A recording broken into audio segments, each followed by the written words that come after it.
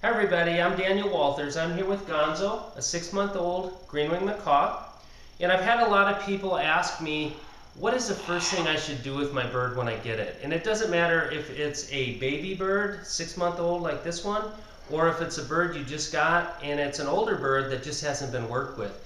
I think one of the most important things we can do is do your fundamentals or your foundation in the beginning, and that's going to make everything else a lot easier. So I think how you hold the bird is one of the most important things we can do. It kind of sets a tone for everything else you're going to do later.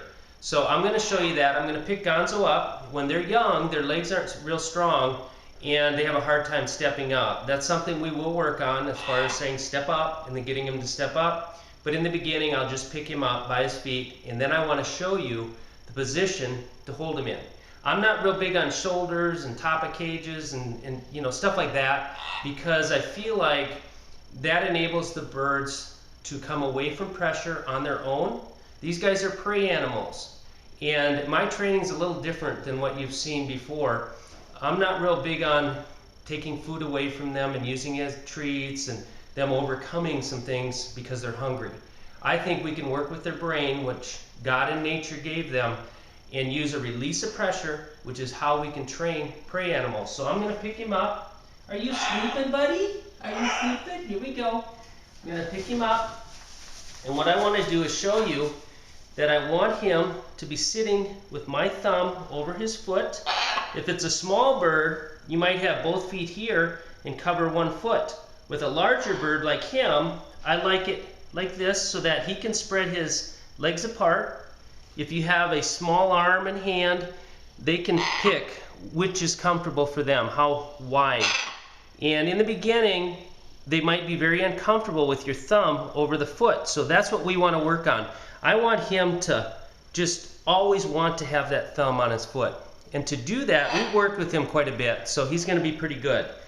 But we want to hold him in close. A lot of times people hold him out here, and it's almost like they're afraid they're going to break him or he's going to fall or whatever. And they're like, oh. But I like him in here. They feel more secure.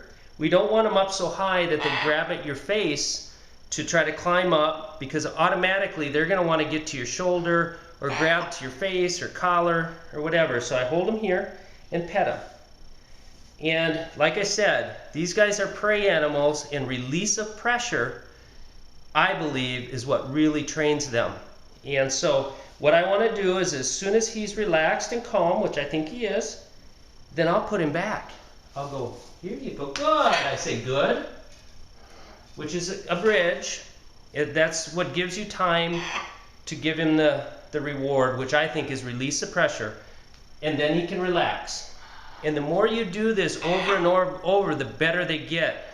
And eventually, when you pick them up, they just relax and they step right there and they want to be right there. That way, if you're outside, you're walking around, something runs up and scares them, you're going to have some control. So let me do it again. I'm going to pick him up.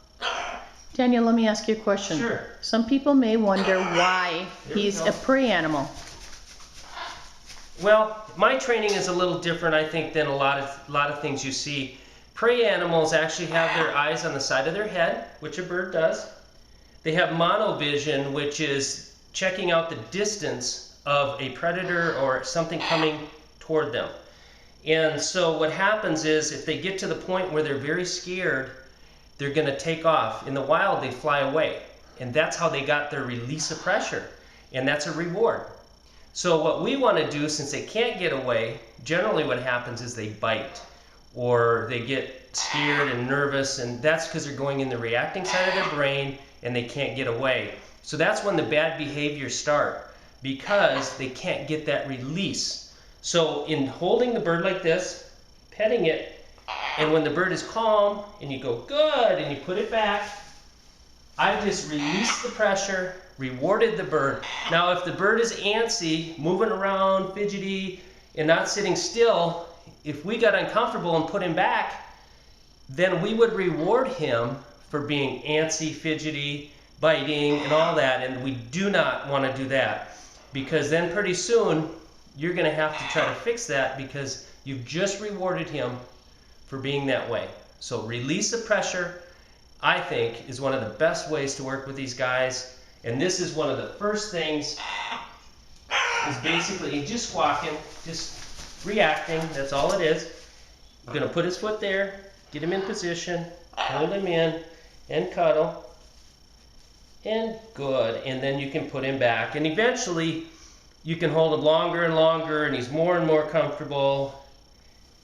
And I want all my birds to be very comfortable sitting just like this.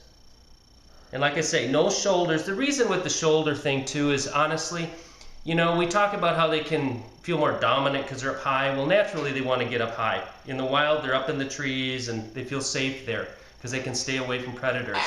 But the fact of it is, the first time you go to get them off your shoulder and they back away and get away from you, then they've released that pressure and they've taught themselves basically to get away.